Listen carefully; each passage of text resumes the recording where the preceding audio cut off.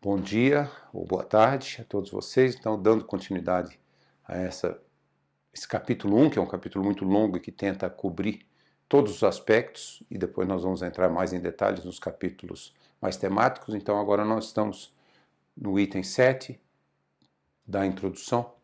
Então, nós vamos falar um pouco de projeções futuras. Agenda 2030 é um exercício para vocês, que eu imagino que Wagner e Madler já tenham lhes passado. E também riscos e os limites planetários.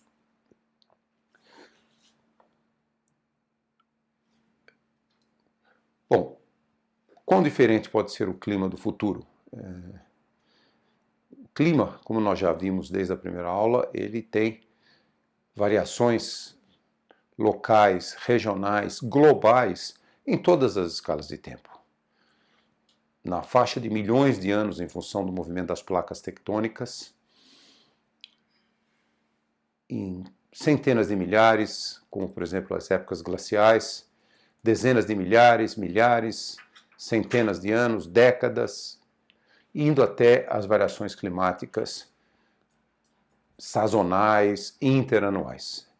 Então, vamos então olhar em função dos gases de efeito estufa, esse fator, quando nós colocamos esse fator em conta, o que poderia ser o clima do futuro. Então nós vamos olhar aqui as emissões de combustíveis fósseis, e aqui só tem emissões de combustíveis fósseis, não tem as emissões associadas com, por exemplo, agricultura ou mudança do uso da terra, desmatamento, que corresponde a 24% de todas as emissões, de todos os gases. Aqui nós estamos olhando só cerca de 70% das emissões que vêm diretamente da queima de combustíveis fósseis, carvão, petróleo e gás natural.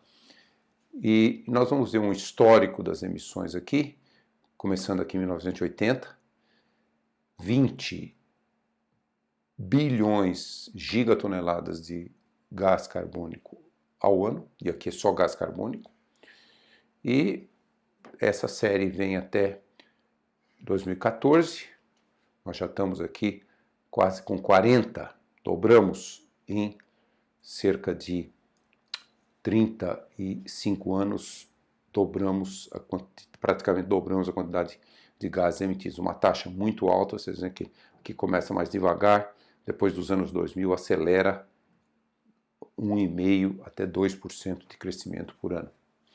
E aqui são os vários cenários do IPCC, o IPCC 5, nós já estamos agora na elaboração do IPCC 6, mas aqui é ainda o IPCC 5.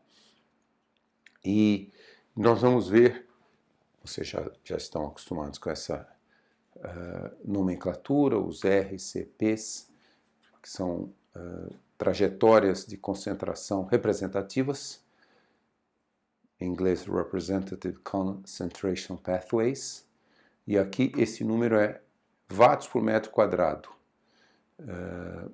Então, se nós continuarmos com as emissões como estamos vindo até, veja bem, aqui cerca de 2005, nós estamos realmente nessa trajetória vermelha aqui.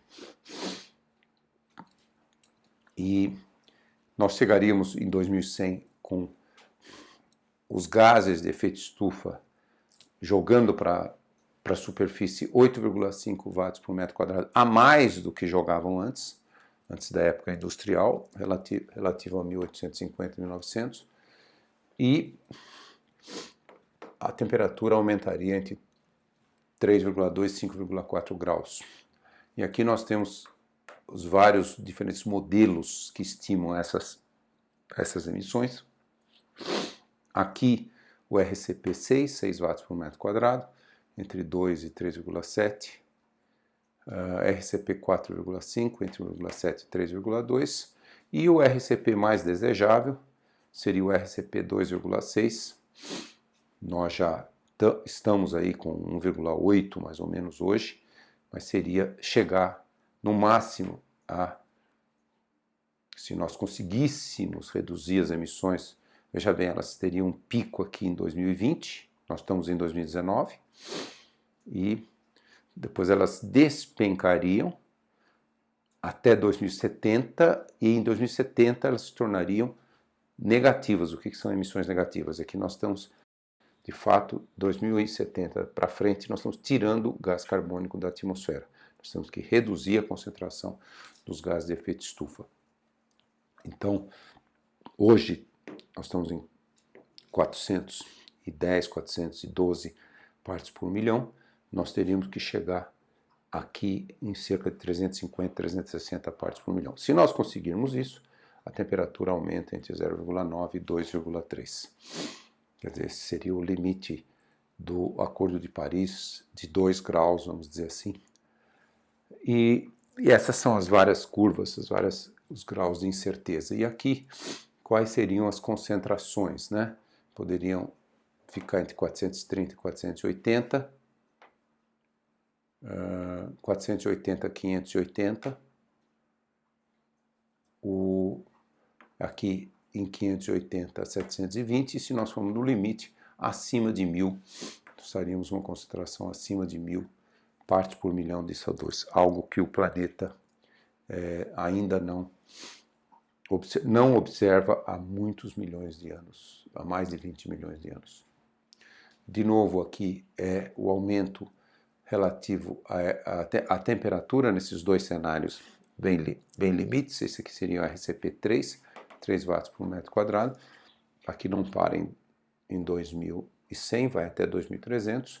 E naquele cenário sem controle, nós chegaríamos aqui, faixa de 4 a 5 graus, e nesse cenário nós estaríamos 2 graus e ia lentamente diminuindo para 1 grau. E lá, no pior cenário, continuaria a aumentar a temperatura até 2100, e isso chegaria a 7 a 8 graus. É um outro mundo. Isso queria destacar para vocês também que o Brasil desenvolveu um sistema no INPE, Instituto Nacional de Pesquisas Espaciais, um modelo brasileiro do sistema terrestre, o Brazilian Earth System Model, BESM, que também faz esse tipo de simulação. Então nós temos alguma capacidade, e aqui mostra desde a época pré-industrial, 1850, as simulações do BESM, período histórico, e depois o 8.5 chegando a temperatura média do planeta aí cerca de 17 graus e meio, 3 graus e meio acima da média, ou mais, até 4 graus aqui é 13,5, 17,5, 4 graus, e depois RCP.5, nós estamos falando 2 graus e meio, 3 graus. Portanto, o Brasil desenvolveu também essa capacidade de ter os seus cenários através desse modelo brasileiro. O modelo brasileiro também faz parte da sexta avaliação do IPCC, e já está se preparando e rodando simulações para os cenários colocados na sexta simulação. Vocês verão na parte prática, no laboratório prático, com as simulações do IPCC, vocês terão a oportunidade de analisar bastante alguns desses cenários da sexta simulação. Esse é as projeções globais, um quadro bastante famoso, uma figura que tomou conta aí de uma das figuras mais citadas do 5º relatório do IPCC, porque ela mostra para dois cenários, o RCP 4.5 e o RCP 8.5, no final do século, nos últimos 20 anos, 2081 a 2100, com relação ao período presente, vamos dizer assim, 1986 a 2005, elas mostram o que poderia ser o padrão de temperatura. Veja aqui, e vamos, obviamente, nos concentrar no Brasil, mas eu faço algumas menções. Vejam que o Ártico aquece sempre muito mais rápido. Final do século, nesse cenário, que é o cenário, de fato, um pouco mais próximo do que seriam os compromissos que os países assumiram.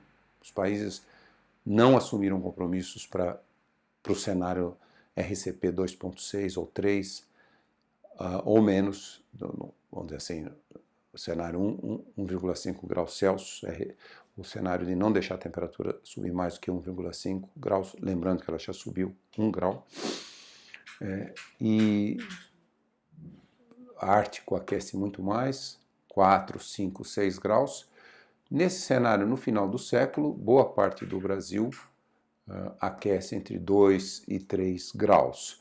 Já no cenário emissões continuando a crescer, nós vamos ver um aumento muito maior. Nós estamos falando aqui partes do Brasil 5, 6, 7 graus, a maior parte do Brasil acima de 4, só mesmo o sul e o litoral atlântico com um aumento entre 3 e 4 graus. E nós estamos falando o Ártico com 7, 9 graus.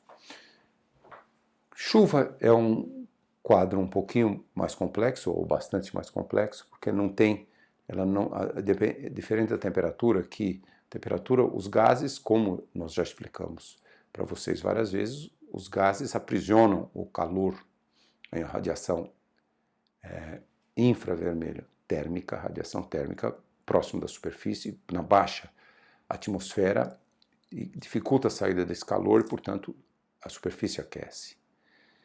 Chuva não, chuva é uma resposta às mudanças de circulação. Então, o aquecimento global modifica esse aquecimento da superfície e altera as circulações globais. Altera a quantidade de vapor d'água que a atmosfera pode reter. Alterando a quantidade de vapor d'água, vai alterar o padrão de chuvas, a intensidade das chuvas. Portanto, as chuvas não se esperaria uma coisa do tipo só aumenta ou só diminui. Ela vai responder às alterações das circulações. E nós vemos um padrão complexo. Em várias regiões as chuvas aumentam aqui, 10% a 20%, essa cor verde, verde claro, até um pouquinho verde um pouco mais escuro. Aumento considerável aqui no Oceano Pacífico Equatorial, na zona chamada CCIT, Zona de Convergência Intertropical, também na Zona de Convergência Intertropical no Oceano Atlântico. Esse caso é até muito mais no RCP 8.5. Vamos nos concentrar aqui no Brasil, em geral uma diminuição das chuvas nas regiões subtropicais, que já são secas, então elas ficariam mais secas, e um aumento da chuva nas latitudes mais altas. Em algumas regiões também tropicais, nós vemos uma tendência de aumento das chuvas. E vamos olhar aqui a América do Sul, nesse cenário aqui de altas emissões, nós vamos ver uma grande diminuição das chuvas em toda a parte tropical, Nordeste, e um aumento das chuvas nessa faixa aqui. De novo, uma diminuição no sul do continente. E um aumento no extremo oeste aqui, ligando com esse aumento da zona de convergência intertropical do Oceano Pacífico. Então esse é um padrão característico. Então nós devemos, na Amazônia, vamos dizer, brasileira, diminuição, Nordeste, diminuição, e uma tendência pequena, aumento no sul do Brasil, e essa é o padrão característico de variação da chuva projetada. Por que acontece esse padrão? Tem várias razões, e eu vou citar de uma maneira abreviada. Essa mudança aqui, o que nós estamos vendo? Circulações de Hadley e Walker mais fortes nos oceanos Pacífico e Atlântico. Então, o que significa isso? Essa aqui nós temos circulação de Walker, é o ar subindo aqui na região de chuva e descendo nas regiões subtropicais, para cima e para baixo. Por exemplo, pegando essa faixa aqui. Aqui também, dos dois lados, e a circulação do Walker, o ar subindo aqui e descendo aqui, subindo aqui e descendo aqui. Então, essa combinação é que faz com que nós tenhamos essa diminuição das chuvas aqui, nessa ampla faixa aqui e nessa ampla faixa aqui. E o aumento das chuvas aqui, ele vem do modo de variabilidade das chuvas na América do Sul, que nós chamamos principal modo de variabilidade tropical, subtropical. Quando chove muito aqui, é seca aqui, quando tem muita chuva aqui, é seca aqui. Esse é o principal modo de variabilidade da chuva nessas regiões e o que esses cenários indicam é que nesse cenário 8.5 nós teríamos uma prevalência, quer dizer, esse modo, principal modo de variabilidade, ele fica oscilando, mas nesse cenário de mudanças climáticas haveria uma prevalência de mais chuvas aqui e somando-se a mais secas aqui, que já vem também aumentando devido às perturbações das circulações de Walker e Hadley em cima dessa região. Então esses são os cenários principais de mudanças do padrão de chuva nessa região. Mas além de chuva, obviamente, nós também temos a mudança dos extremos. De novo, por que nós temos mais extremos com um planeta mais quente? Por uma razão muito simples, que vem da física da atmosfera, a quantidade de vapor d'água que pode permanecer na forma de vapor é uma função da temperatura na atmosfera. E é uma função exponencial. Quando a gente aumenta a temperatura, exponencialmente nós podemos manter mais vapor d'água antes dele condensar. Porque se a gente tenta um volume de ar numa certa temperatura aumentar muito o fluxo de vapor d'água, uma boa parte daquilo condensa. Que para cada temperatura tem um equilíbrio entre vapor d'água e água líquida, o vapor que condensa. Então, quando a temperatura da atmosfera e da baixa atmosfera, até 10 km, 12 km, aumenta devido ao aquecimento global, essa coluna atmosférica, ela retém mais vapor d'água antes de condensar. E o que isso significa? Bom, o vapor d'água é o combustível das chuvas. Então, se você tem mais vapor d'água na atmosfera, quando há os mecanismos causadores de chuva, você vai formar muito mais gotículas, porque você tem mais vapor d'água, você vai formar nuvens com mais densidade de gotículas. Essas gotículas coalescem, elas se juntam e formam as tempestades, as chuvas e as tempestades. Então, quanto mais vapor d'água nós tivermos, é de se esperar que nós vamos ter episódios de chuva mais intensos.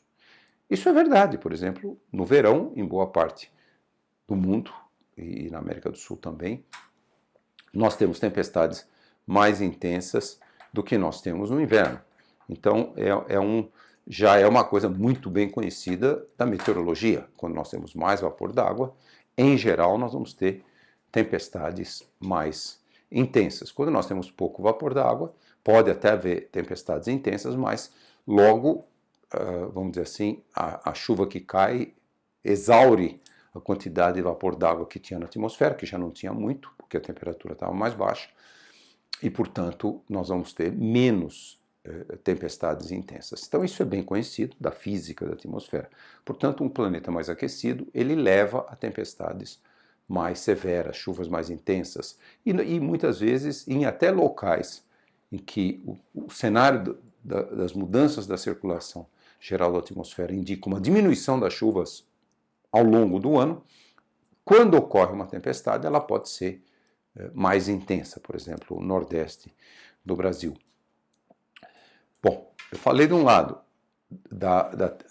das tempestades intensas, mas se tem tempestades mais intensas, por que nós imaginamos que também as secas serão mais intensas? Bom, chuvas excessivas, chuvas intensas e secas são duas faces da mesma moeda, porque uma seca prolongada e intensa ela acontece quando em algum outro lugar está chovendo bastante, porque no lugar que tem muita chuva, o ar é ascendente e tudo que sobe tem que descer, e esse ar que sobe numa região onde há muita chuva, ele vai descer em outra região, descender, e naquela região onde o ar é descendente, ali não forma muita chuva, é uma condição de seca.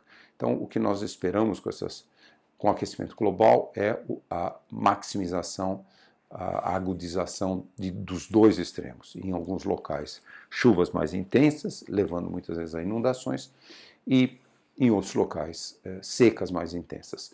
Bom, antes mesmo de falar disso, o mais óbvio do aquecimento global são os extremos de calor, né? Ele já vem acontecendo, já é possível medir muito bem como as ondas de calor estão se tornando mais intensas, e esse gráfico mostra, por exemplo, para a base RCP 8.5, na América Latina, vejam que é o local onde dias de ondas de calor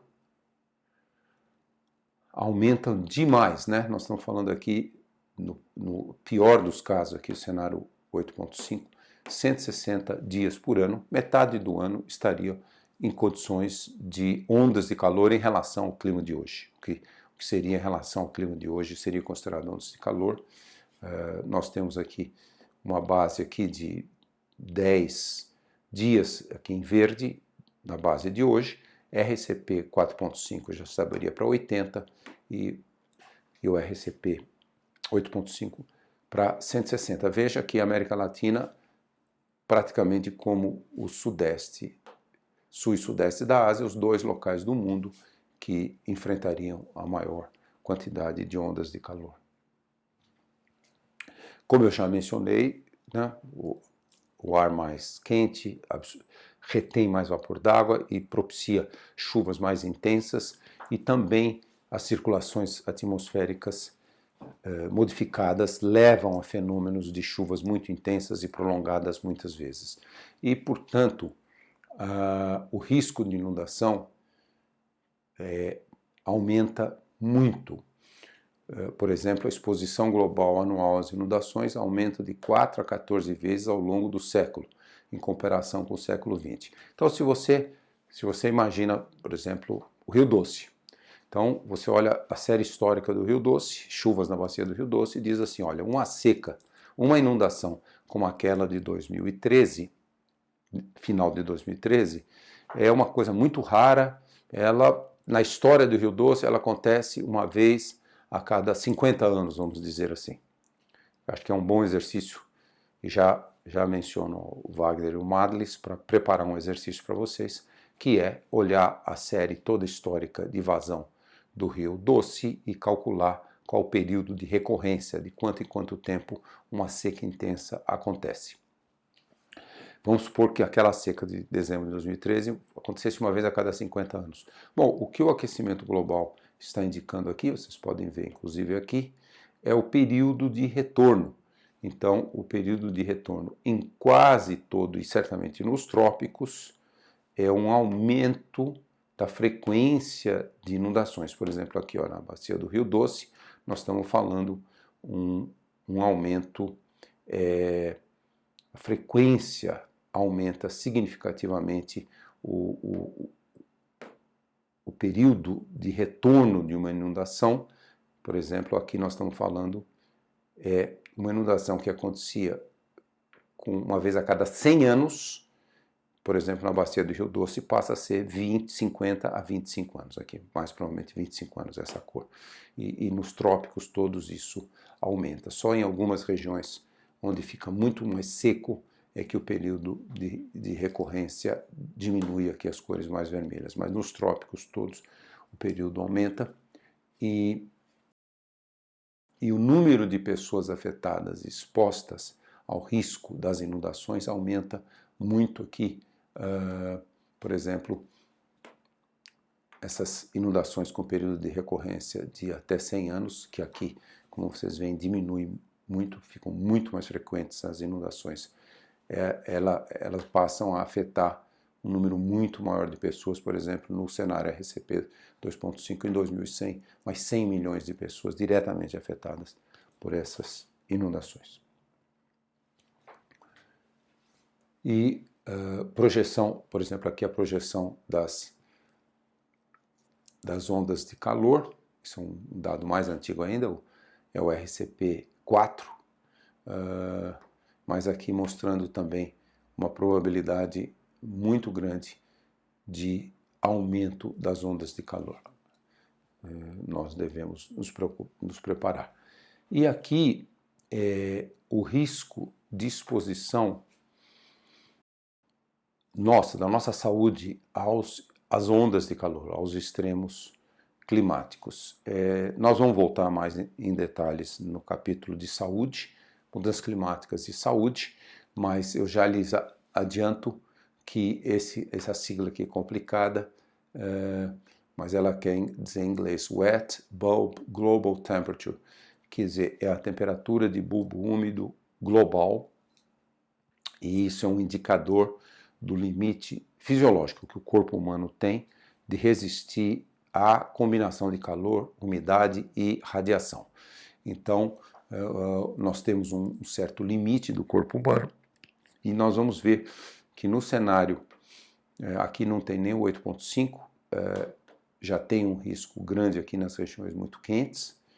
Nós vemos aqui alto risco, que já é muito quente e úmido, mas fica extremo risco no cenário 6.0 para a América do Sul tropical, quer dizer, uma região que já é quente e úmida, que já tem um risco alto, passa a ser extremo no final do século por causa dessa condição do aumento da temperatura e também em muitos locais, principalmente nas regiões tropicais, aumento da umidade. Então essa combinação cria uma série de dificuldades para o corpo humano poder responder.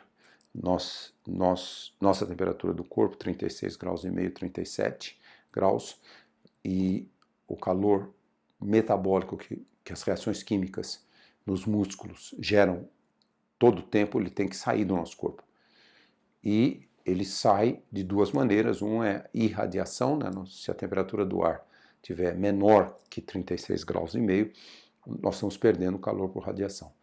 Ou também ele sai por transpiração. Quando nós fazemos exercício, por exemplo, nós geramos muito calor nos músculos, na conversão da energia bioquímica que nós temos no nosso corpo em movimento, com geração de calor, e essa taxa, nós temos que perder rapidamente esse calor, e o mecanismo que a evolução biológica gerou é a transpiração. Então nós transpiramos a água, essa água evapora, quando ela está evaporando, ela está tirando o calor da pele e vai esfriando o corpo. Então esses dois mecanismos são os mecanismos que a evolução biológica nos legou para equilibrar essas temperaturas. Em limites desse indicador aqui, temperatura de bulbo úmido global, acima de um certo limite, que nós chamamos 35 graus de temperatura, 100% de umidade relativa do ar, quer dizer, o ar está saturado, e, portanto, nessas condições nós não conseguimos perder mais calor por transpiração. Aliás, essa é uma coisa muito comum, um engano que todos fazem quando nós estamos num dia muito úmido e nós estamos suando muito. Mas, na verdade, essa palavra suando muito é o contrário do que acontece. A gente sente o suor, aquela água que fica na pele e que nos traz um incômodo. É porque nós não estamos suando muito. O ar está tão úmido que ele não permite que o ar, o vapor, a água que vem pela transpiração, de fato, evapore. Então fica, o mal-estar que vem é exatamente que o corpo começa a emitir sinais, olha, você não está conseguindo perder calor, por causa que o ar está tão úmido que não transpira muito. esse vapor, essa água aqui não consegue evaporar. Então, quando a gente está num ambiente seco, mesmo com alta temperatura, nós não sentimos tão mal. A gente não está nem percebendo, mas nós estamos transpirando muito. Por isso que quando nós estamos num ambiente seco, a gente bebe muita água, porque nós estamos exatamente perdendo muita água por transpiração. Então esse é um dado que nós voltaremos na parte de saúde. Bom, deixa eu falar um pouquinho então de risco. Essa parte é o capítulo de risco. O que nós queremos dizer por risco? O risco é um parâmetro que não tem uma definição quantitativa exata, uma fórmula matemática. Eu vou aqui estabelecer o risco, porque risco, de certo modo, depende da percepção, e depende de uma questão de valores, o que nós valorizamos muito. Coisas que nós valorizamos muito, nós não queremos perder, então se há um risco de perdê-las, nós consideramos o risco muito alto. Coisas que nós não valorizamos, nós podemos perder, então nós não consideramos aquilo como tendo alto risco. E o exemplo clássico é o do sapo, que é verdade. Se você joga um sapo numa panela, e não vão fazer, obviamente, esse experimento em casa, que seria terrível, mas é só uma imagem. Se você joga um sapo numa panela de água quente, ele bate e pula. Ele quer sobreviver, ele percebe o risco imediatamente e ele pula e sobrevive. Se você puser o sapo numa panela de água fria e muito lentamente começa a aquecer a água, o sapo não percebe o risco e morre. Então a percepção de risco é muito variada e ela é muito, sem dúvida, muito aguçada no setor de saúde, né? E nós vamos depois também dar outros exemplos no capítulo de mudanças climáticas e saúde. Já para mudanças climáticas, ela não é tão aguçada. Nós não temos a percepção de risco, do risco das mudanças climáticas, como nós temos, por exemplo, para o setor de saúde, quando alguma coisa possa ameaçar a nossa saúde. Eu vou explicar para vocês um pouco. Isso aqui é uma análise de risco que já se tornou tradicional no IPCC, nas avaliações do IPCC, de 6, 7 a cada 7 anos, e eu quero dar um exemplo muito claro como essa percepção de risco foi crescendo ao longo das avaliações do IPCC, mostrando realmente que a comunidade científica, mais até do que novos dados científicos que ilustravam quantitativamente uma certa tendência desse risco aumentar, conforme se conheceu mais dos impactos das mudanças climáticas em todos os setores, mas é muito uma percepção mais qualitativa.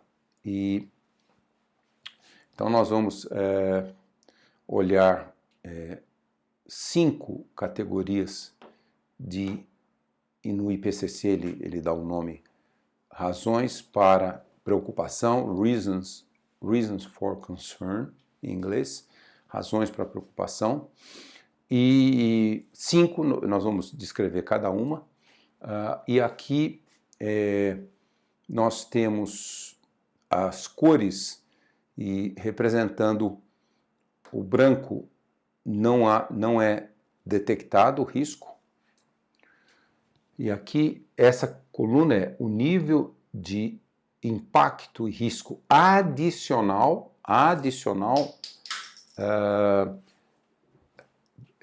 relativo às mudanças climáticas. E, portanto, é adicional ao que já existe. Então, nós temos o branco aqui não detectável, não há impacto detectável que possa ser atribuído à mudança climática. O amarelo os impactos e riscos são detectáveis e atribuíveis à mudança climática, pelo menos com confiança média. O vermelho já indica um risco severo e disseminado amplamente. E, por fim, o roxo, um risco muito alto, um risco de impactos severos muito alto e a presença de significativa irreversibilidade ou a persistência dos danos causados pela mudança climática, combinados com uma habilidade limitada de adaptação devido à natureza desse dano ou do impacto e do risco. Então, quer dizer, o pior dos casos é esse roxo, quer dizer, quase que impossível reverter. E aqui são os vários setores associados com o aumento da temperatura. Isso aqui, por exemplo, vem do relatório de 1,5 a 2 graus, mas eu vou mostrar as coisas anteriores. E são em 5 diferentes setores, eu vou explicar cada um deles agora. Em primeiro lugar, os impactos e riscos associados nessas razões para preocupação. Em primeiro lugar, o número 1 é os riscos, impactos para sistemas únicos e ameaçados, né? Então, o que são sistemas únicos e ameaçados? São sistemas ecológicos e humanos que se apresentam em regiões geográficas restritas, limitados por condições relacionadas com o clima, quer dizer, o clima determina alguns aspectos desses sistemas únicos e ameaçados, e que tem um alto endemismo, quer dizer, endemismo significa que eles existem só em alguns lugares muito específicos, como a gente chama espécies endêmicas, espécies que existem só num ambiente relativamente limitado. Ou outras propriedades distintas, né, que só existem para aquele grupo e naquele local. Por exemplo, os exemplos recifes de coral, que só existem nos trópicos e em algumas regiões dos trópicos, o Ártico e as populações indígenas do Ártico, por exemplo, os Inuit, os glaciares nas montanhas e também os hotspots de biodiversidade. E o Brasil tem muitos desses hotspots e inclusive a Mata Atlântica do Espírito Santo. Tem inúmeros hotspots. Norte do Espírito Santo, sul da Bahia, é o local com o maior número de espécies de árvores do planeta. Mais de 450 espécies num hectare são esses hotspots de biodiversidade. Então esse é um. A segunda razão de preocupação são os eventos extremos do tempo, né? Então, eventos extremos do tempo são os riscos e os impactos para a saúde humana. Eu dei aquele exemplo de passar o limite fisiológico do corpo humano, a possibilidade de extrair qualidade de vida, os ativos e os ecossistemas associados com esses eventos extremos do tempo, como ondas de calor, chuvas muito fortes, secas e os incêndios de vegetação associados e também a inundações costeiras. Eu acho que aqui também valeria a pena também colocar inundações em geral, e não só, quer dizer, chuvas intensas e associadas a inundações. Então, esses são todos os efeitos nos ecossistemas e nos sistemas humanos associados com eventos extremos, e um pouco antes eu mostrei vários exemplos para vocês. A terceira razão de preocupação é a distribuição dos impactos.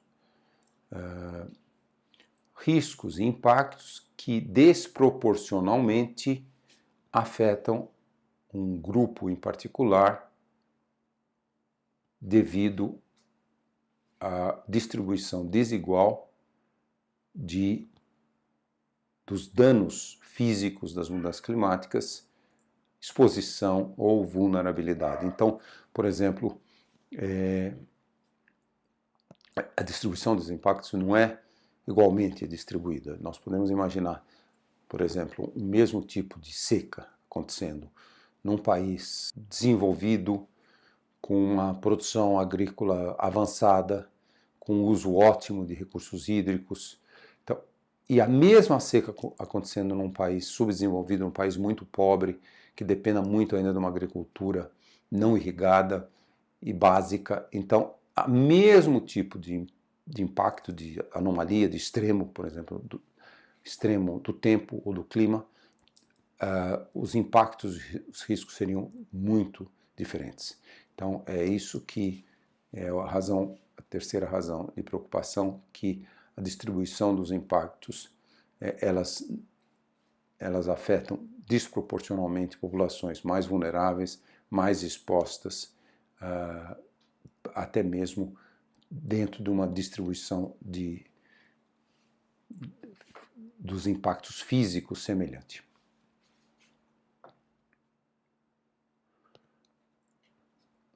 A terceira razão de preocupação são os impactos agregados globalmente. Por exemplo, prejuízos ao sistema monetário global e também degradação e perda de ecossistemas e biodiversidade globalmente. Por exemplo, se você tem uma sequência de secas em regiões produtoras de alimentos, você pode ter um impacto global de fome afetando os mercados. Então tem uma série de impactos que são impactos que afetam globalmente o planeta. E por fim, a quinta razão de preocupação, e uma não menos importante, é os eventos singulares de grande escala. São mudanças relativamente amplas, abruptas e algumas vezes irreversíveis em sistemas que são causados pelo aquecimento global. Exemplos, por exemplo, a desintegração dos mantos de gelo na Antártica e na Groenlândia. São eventos singulares, mas que teriam um enorme impacto aumentando o nível do mar.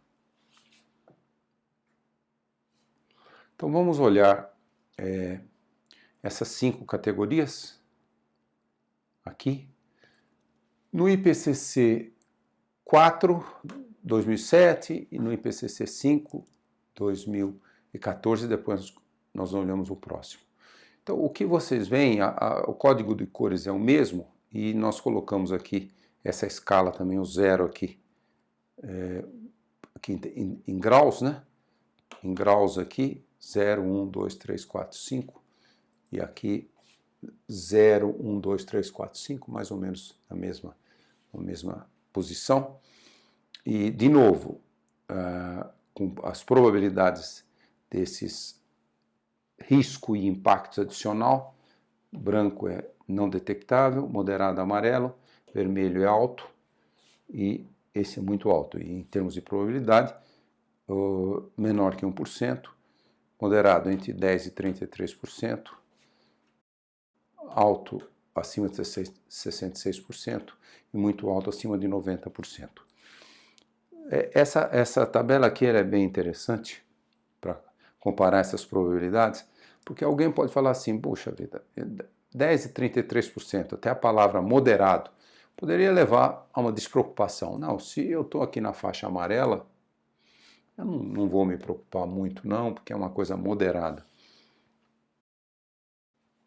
Mas se você mora vocês aí moram em Vitória e tiver uma probabilidade de 33%, de 1/3 do seu veículo ser roubado durante um determinado ano, você faz ou não faz seguro? 1/3. A cada 3 veículos, um é roubado. É lógico que você faz o seguro. Então, precisa tomar um certo cuidado até, e isso é uma crítica que tem sido feita ao IPCC, a nomenclatura, né, nível adicional de risco, a palavra moderado talvez engane, que aqui ninguém precisa se preocupar. De fato, em algumas atividades de risco, por exemplo, na indústria de seguro, um risco de alguma coisa acontecer com 1/3 é altíssimo. Não é pequeno. Menos de 10% talvez seja pequeno. Ainda que, se você, hipoteticamente falando, você vai entrar no avião, o piloto está ali na porta, e o piloto chega para você e fala, olha, tem 10% de probabilidade do voo cair, desse avião cair. Você entra? E se o piloto disser tem 1% de probabilidade, você entra? Lógico que não. A gente voa de avião porque essa probabilidade é 1 em dezenas de milhões. Em dezenas de milhões de voos, um avião sofre um acidente. Dezenas de milhões. Então, muito... E em saúde, que eu estava dando aquele exemplo, falei para vocês, quando tem um risco à saúde nessa faixa, acima de 10%, isso é considerado um risco alto. E as medidas preventivas, as medidas de diminuição do risco, às vezes até eliminação do risco, elas são recomendadas. Por exemplo, vacinação é tudo numa faixa de risco de uma pessoa contrair uma doença, é uma faixa muito menor que 10%. Então é um pouco ainda uma área que se estuda muito, porque que na questão do aquecimento global das mudanças climáticas, essa percepção de risco ela não é tão acentuada como é em outras áreas. Bom, então vamos olhar. Então, lembrem a primeira razão, a segunda, a terceira, a quarta, a quinta, riscos a sistemas únicos e ameaçados, riscos de eventos extremos do tempo, distribuição dos impactos e os impactos agregados globalmente e os riscos de descontinuidades. Então você veja que em 2007, mesmo para 5 graus, não se colocou nenhum roxo. Tudo era no máximo alto. A maioria dos riscos de descontinuidade até 3 graus era moderado, menos que 33%. Também impactos agregados, só ficava alto acima de 4 graus, e só mesmo para sistemas únicos e ameaçados, como os recifes de corais, aí sim, acima de 1 grau já tinha um risco alto. Porque já se sabia nessa época que com 2 graus de aumento da temperatura, 95% dos corais desapareceriam. Mas já 7 anos depois, olha como a percepção de risco mudou. Com 5 graus, já sistemas únicos ficou roxo. Aliás, sistemas únicos ameaçados já ficou altíssimo com 3 graus. E distribuição de impactos também, já se percebeu claramente que tinha um risco de irreversibilidade. Com 5 graus já era irreversível. Muitos desses impactos riscos e impactos que se distribuem de maneira não homogênea, afetando normalmente populações mais vulneráveis e ecossistemas. Também os impactos globais agregados também já começaram a ficar mais rapidamente riscos altos, e também, veja bem, os eventos singulares de grande escala, como por exemplo, derretimento da Groenlândia, do manto de gelo Antártica, também começam, aqui eles começavam a ficar o vermelho mais com 4 graus, agora eles já estão ficando com 3 graus, que se aumentou bastante. Isso é o 2014. Vejam, então, uma enorme mudança de percepção de risco e de impacto em 7 anos. A ciência avançou de 2007 para 2014, sem dúvida, mas a maior parte dessa modificação aqui foi uma percepção da comunidade científica e da comunidade do painel intergovernamental de mudanças climáticas, o IPCC. Então, é a questão, aquele exemplo que eu dei do sapo na água quente, é a percepção do risco que aumentou bastante. A ciência ajudou sim a aumentar essa percepção, mas... E aqui nós vamos pegar já o relatório especial do IPCC de 2018, lançado no final do ano passado, e aqui nós vamos ver impactos e riscos para sistemas naturais, sistemas modificados pela ação humana e sistemas humanos. Então vamos olhar vários aqui. Aqui vocês vão ver, aquele gráfico ia até 5 graus, né?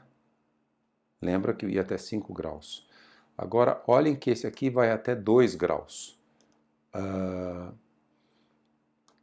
E é relacionado ao... Nós já estamos aqui, nós já estamos em 1. Então, veja que corais de águas quentes, que é a grande maioria dos corais, já estão atingindo o risco de reversibilidade aqui. Com 1,5 já atingiu.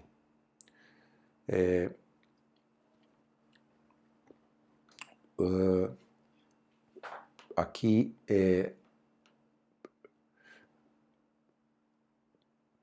áreas de pesca nas baixas latitudes, de pequena escala, também já atingindo o nível de risco alto. Região ártica, 1,5 graus, 2 graus totalmente risco muito alto. Ecossistemas terrestres,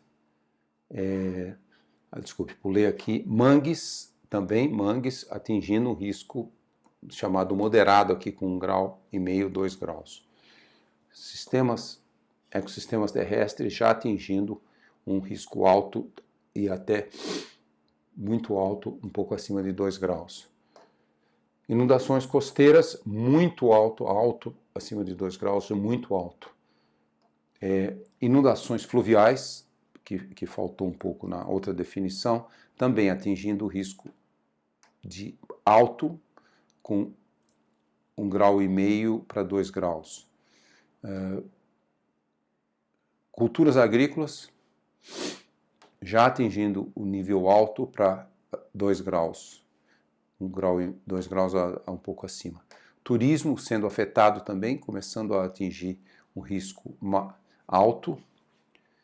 E morbidade e mortalidade associada com calor, que eu dei vários exemplos para vocês, já atingindo um risco quase alto com 2 graus. Então, vejam que o relatório 1.5 ele trouxe toda essa percepção de risco para muito mais para baixo. Olha aqui, para alguns desses sistemas únicos e ameaçados, como os corais de água mais quente, com 1,5 graus já estão totalmente comprometidos. Vamos então, níveis de risco e potencial de adaptação. Essa é uma outra parte também que é importante mencionar. Esse gráfico, o que ele mostra? Ele mostra de forma genérica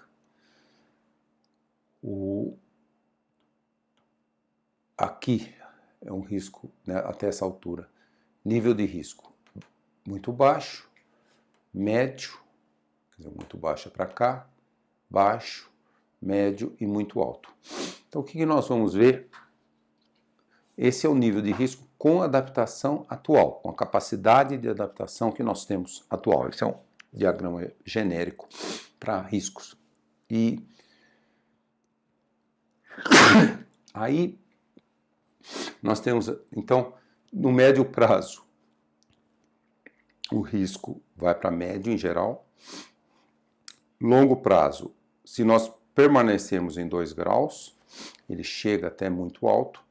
e se nós formos até 4 graus, ele ultrapassa muito alto. Isso com nível de risco com a adaptação atual.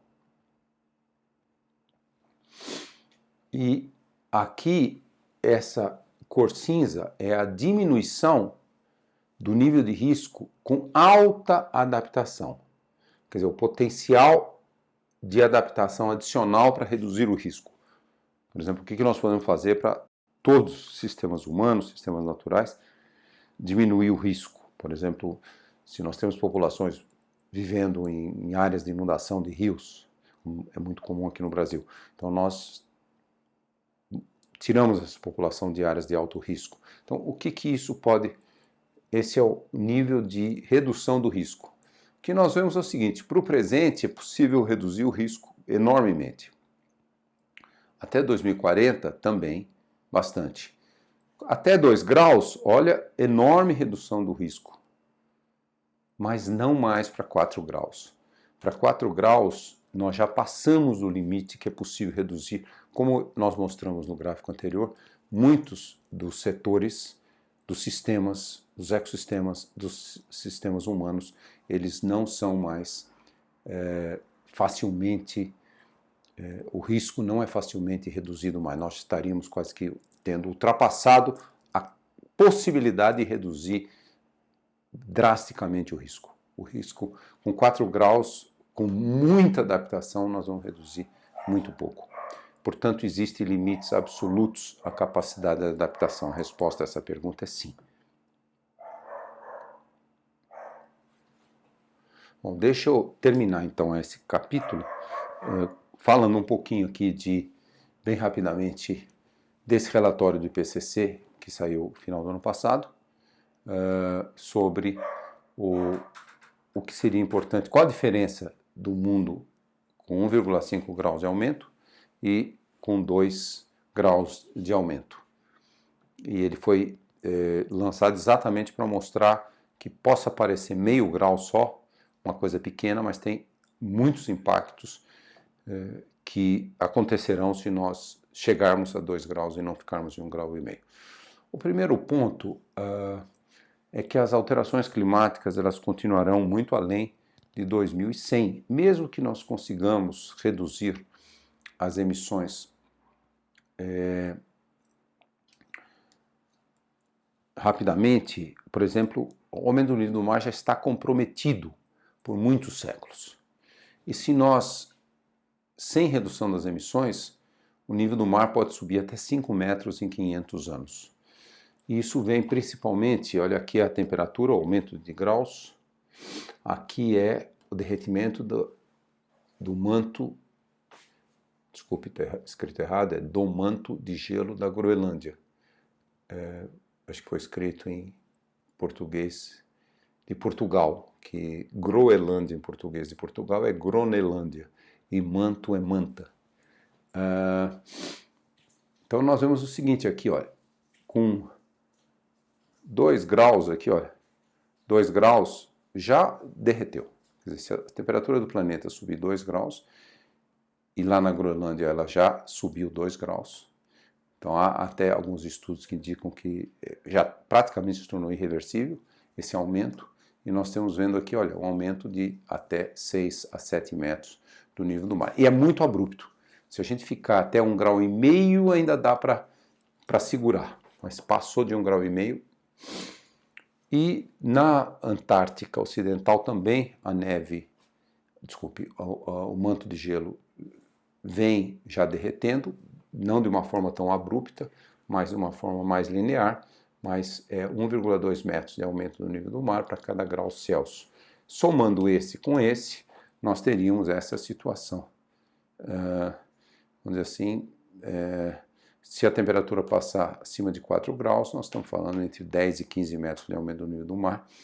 Qual a escala de tempo? Podem ser milhares de anos, ou, como alguns estudos começam a indicar, pode subir até 5 metros em menos de 500 anos. Então é só para dizer que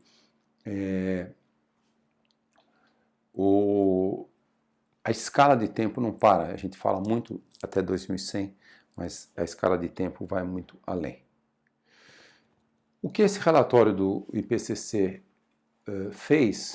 ele fez vários cenários para que a temperatura não passasse de 1,5 graus, né?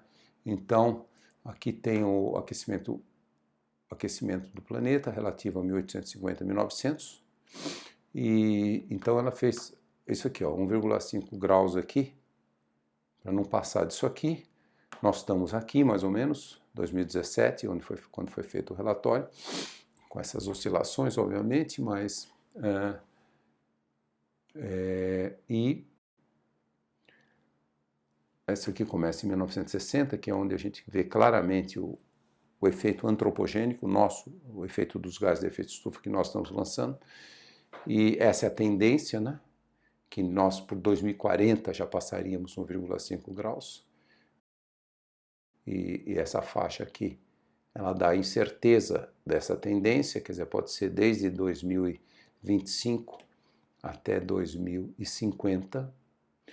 Na verdade, vários cálculos indicam que com as emissões que nós tivemos em 2017 e 2018, provavelmente 2032, 2033 nós já teríamos ultrapassado esse limite, nós já estaríamos fora desse limite.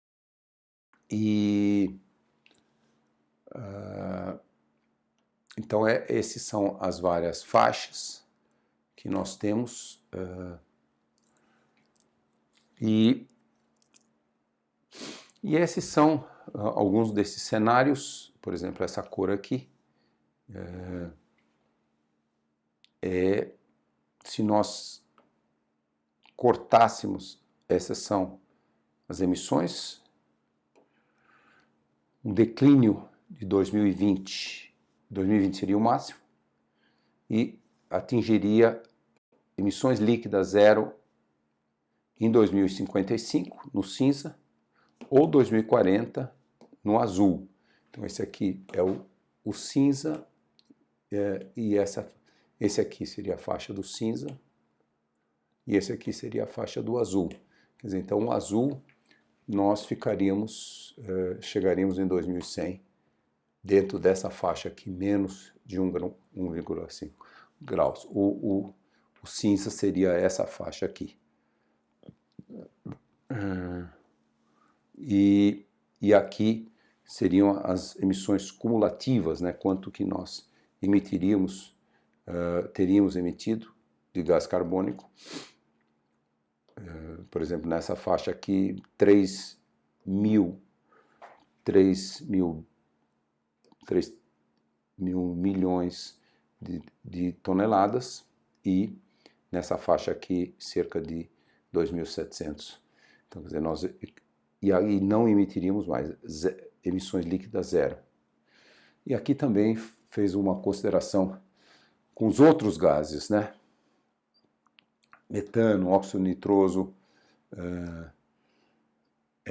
reduzindo depois de 2030, ou não reduzindo nada, não reduz nada, ele continua aqui. E aí nós vamos ver, não reduzindo nada, os outros gases também, o risco de passar de 1,5 graus é muito grande. Ou reduzindo, aí nós, outra vez, reduzimos o risco.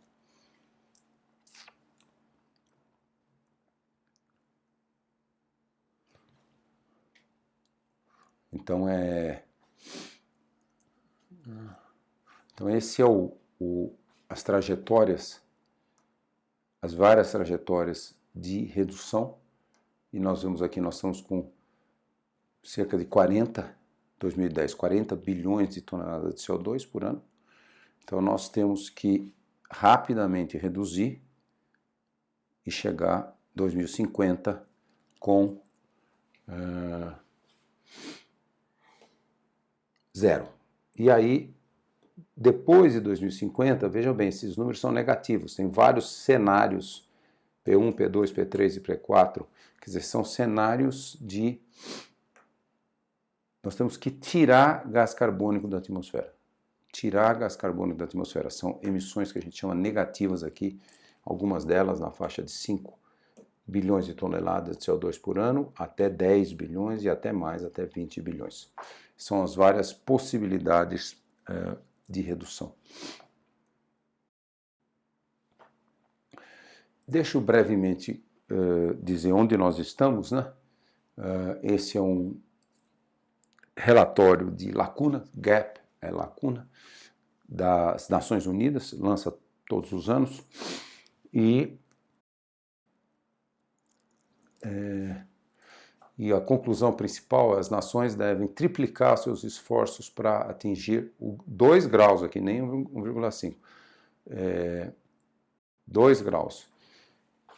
É ainda possível manter o aquecimento global abaixo de 2 graus, mas a possibilidade técnica de reduzir para 1,5 graus está desaparecendo.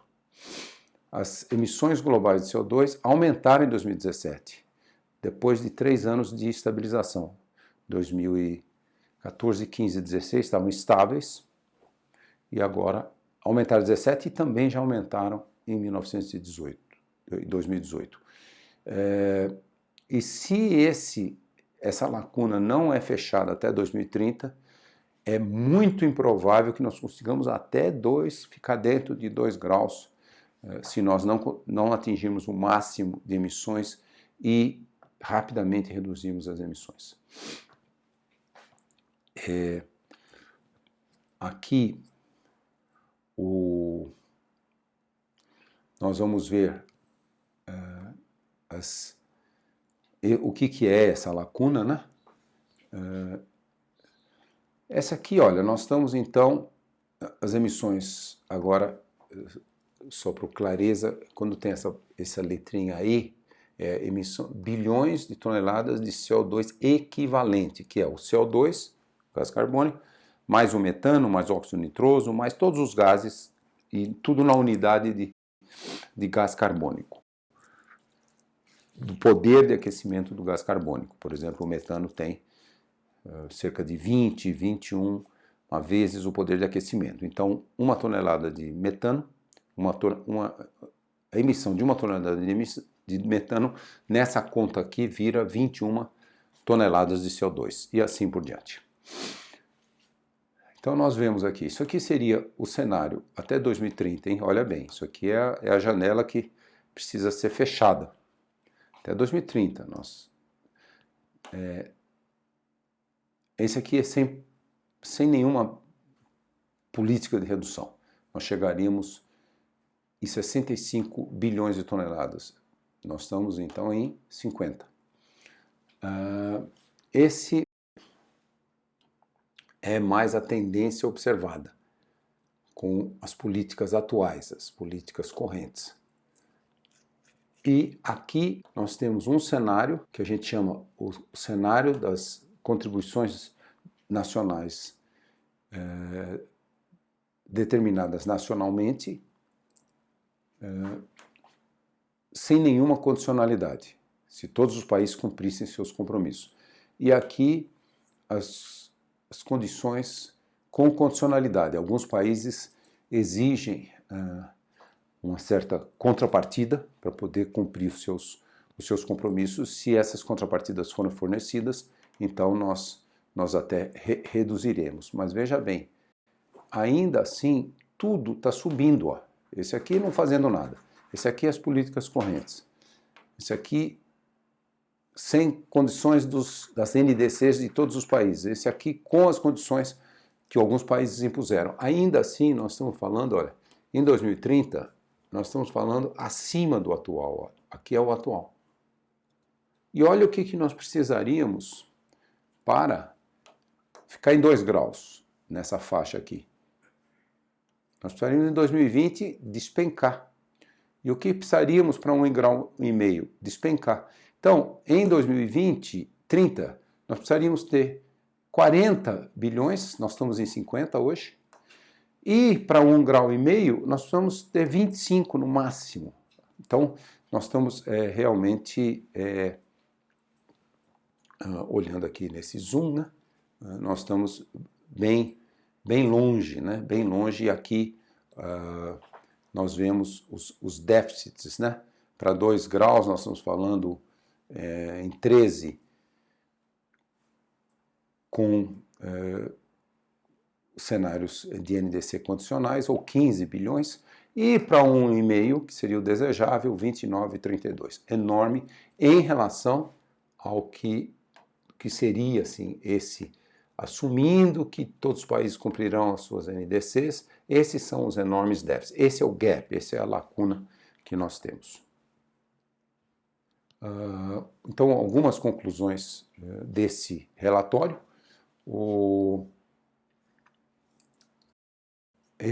Os compromissos correntes, olha, o Brasil foi um dos países que mais se comprometeu. Nos comprometemos a reduzir em 43% as nossas emissões de gases de efeito de estufa até 2030 em relação aos valores de 2005.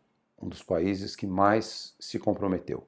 Entre os países em desenvolvimento grandes, que emitem bastante, é o país com as emissões mais ambiciosas, com as metas mais ambiciosas. Então, esse é uma primeira limitação, elas cresceram. Então, elas não mostram ainda nenhum sinal, as emissões, de que elas atingiram ou estão perto de atingir. Elas atingiram esse máximo, um recorde de 53,5 bilhões de toneladas de CO2 equivalente em 2017, um aumento de 0,7 bilhões comparado com 2016. E em 2030 precisa ser 25 ou até 55% menor para atingir as metas 2 graus ou 1,5 grau. Então, a lacuna, né? A lacuna continua muito grande. No mínimo 13 bilhões de toneladas até 2030. E os países precisam aumentar muito as suas ambições. A do Brasil é, como eu disse, das mais ambiciosas, mas nós, logicamente, temos visto um aumento das emissões nos últimos anos. Um pequeno aumento, mas ainda assim um aumento das emissões. E também tem que se quebrar um pouco essa coisa de só os países de forma centralizada, nacionalmente, metas nacionalmente determinadas. Precisa se atacar muito mais a ações setoriais que não são relacionadas com a política de um país em si, por exemplo, o setor de emissões de energia, por exemplo, tem que diminuir muito, e também escala subnacional, por exemplo, no caso brasileiro, os estados amazônicos se envolverem pesadamente em redução dos desmatamentos. E, portanto, nós temos que pensar em políticas fiscais aí que ataquem essas questões, e criando incentivos muito fortes para que nós possamos reverter essa tendência. E também, e não menos importante, a aceleração de inovação. O papel que inovação tem, inovação no setor de energia, inovação no setor de transportes, inovação na agricultura, uma agricultura muito mais efetiva e com muito menos emissões, e principalmente, e é um papel que o Brasil tem que liderar, a redução dos desmatamentos. Bom, e para finalizar esta aula, deixe-me também falar um pouquinho do que são limites planetários, né? Esse é um estudo que surgiu já há uma década, mais ou menos, e que tenta indicar que o planeta tem limites. Nós temos limites planetários que nós temos que respeitar e em várias áreas, e mudanças climáticas é uma delas. Então, deixa eu começar a introduzir esse assunto aqui com vocês. Então, esse gráfico, ele tenta, de uma forma esquemática, dizer quais são os limites planetários.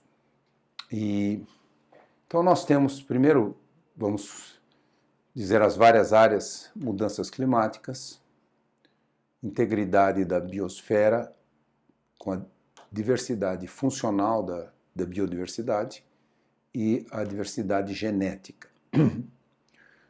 Mudanças nos sistemas de usos da terra, uso de água, fluxos biogeoquímicos de fósforo e de nitrogênio, acidificação dos oceanos, aerossóis na atmosfera, redução do ozônio estratosférico, chamado camada de ozônio, e novas entidades. Por exemplo, o que significa todos esses materiais que nós criamos como plásticos, concreto, e uma série de materiais que não existiam na natureza até nós os criarmos no século passado e que de repente eles surgem na natureza. Qual é o risco desses novos materiais para a segurança planetária, para, vamos dizer assim, nós não ultrapassarmos nenhum limite, nenhuma fronteira para a qual não haverá volta. E esse gráfico, então, ele é colocado aqui em vários círculos. Esse primeiro, e aqui tudo na cor verde, é dentro do limite seguro.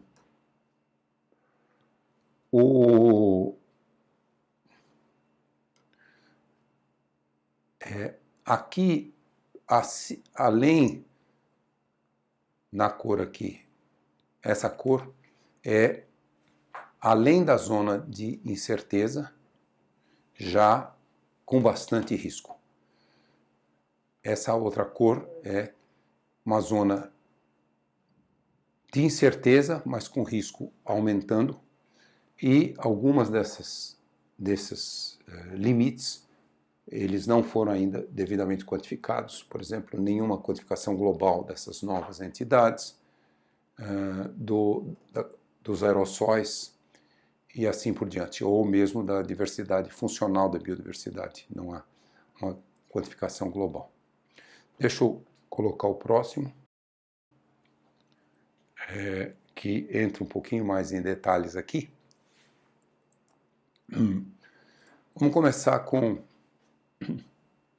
Esse é uma avaliação publicada em 2015 na Science. A primeira avaliação foi feita cerca de 2007, 2008, e já quase 10 anos depois, alguns desses gráficos também já mudaram. Mas vamos começar com mudança climática, né? Então, nós estamos aqui nessa região, já ultrapassando, não estamos mais no seguro, no verde, no espaço seguro, já estamos aqui no amarelo com riscos aumentados, e esse limite aqui seria, por exemplo,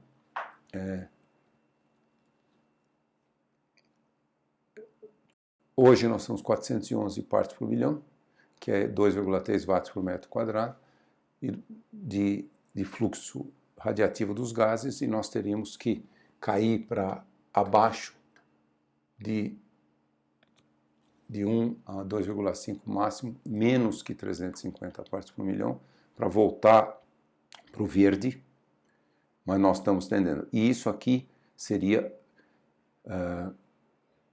era 2 graus, mas agora, com o relatório do IPCC de 1,5, provavelmente nós temos que colocar 1,5, que é esse limite aqui. A integridade da biosfera, como eu falei, nós ainda não temos uma medida muito concreta para a diversidade funcional, mas nós temos para perda de espécies, né? A diversidade genética. E nós estamos perdendo 100 a 1000 vezes espécies por ano, quando a natureza, o número de espécies que desaparecem e surgem por evolução biológica é na faixa de 10. Então nós já estamos 10 a 100 vezes mais,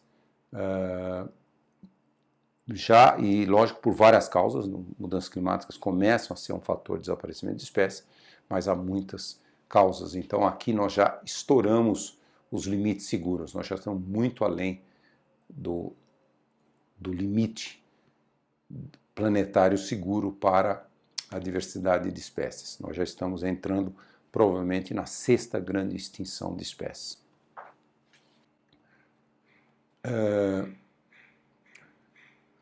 Nós temos que aumentar para 75 a cobertura global de florestas do planeta. Hoje nós estamos com 62, quer dizer, nós já saímos do limite seguro, já estamos aqui e estamos realmente próximos de passar no limite inseguro de perda de florestas. O uso da água, nós podemos usar água doce até talvez 4.000 quilômetros cúbicos por ano, nós estamos em 2.600, mas com uma distribuição muito desigual. Já há países que sofrem muito com falta de água, países semiáridos.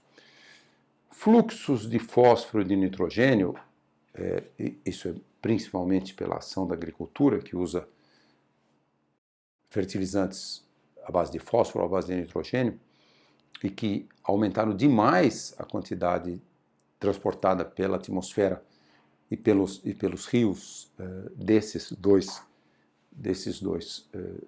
ciclos biogeoquímicos. E nós já vimos aqui, por exemplo, no nitrogênio, o limite seria 62 teragramas de nitrogênio por ano, nós já estamos em 150, nós já de longe ultrapassamos os limites do que são os fluxos na natureza. E o do fósforo deveria ser 11 teragramas, nós já estamos com 22. Menos que o do nitrogênio, mas já ultrapassamos, já estamos na zona de perigo. A acidificação dos oceanos, nós ainda estamos aqui, mas se as emissões continuarem a aumentar, nós rapidamente chegaremos aqui. O nível de saturação da aragonita é 80% sobre os níveis pré-industriais e nós estamos com 84%, mas nós podemos cair rapidamente e isso nos levar a uma grande acidificação. Nós ainda não temos uma quantificação dos aerossóis globalmente, mas nós temos em algumas regiões, como o sul da Ásia, uma grande quantidade de aerossóis na atmosfera que altamente prejudiciais. A diminuição da camada de ozônio na estratosfera, felizmente com o protocolo de Montreal e a redução das emissões de clorofluorcarbonetos, os CFCs, nós estamos saindo da zona de risco, quer dizer, nós não estamos no verde e não ultrapassaremos aqui, ficaremos com a redução dessas emissões. E essa poluição química, plásticos, elementos, por exemplo, restos de remédios, de medicina que modificam muito, e também o lixo radioativo, nós não temos uma avaliação global, mas é bastante preocupante. Então, esses são as várias áreas em que nós temos uma grande preocupação. Logicamente, esse curso é muito voltado aqui, mas nós também temos que olhar todas elas, e temos que olhar o sistema terrestre como um todo, até porque tudo está ligado, né? Se nós cruzarmos esse limite, nós afetamos demais nós afetamos também as florestas, nós afetamos o uso de água, nós afetamos também os fluxos biogeoquímicos, nós faremos explodir a acidificação dos oceanos e também efeitos na camada de ozônio. Bom, então terminamos essa aula e para terminar o capítulo 1 falta só uma pequena introdução que voltaremos em bastante detalhes com relação ao Brasil. Vamos introduzir então. A próxima aula é sobre o Brasil.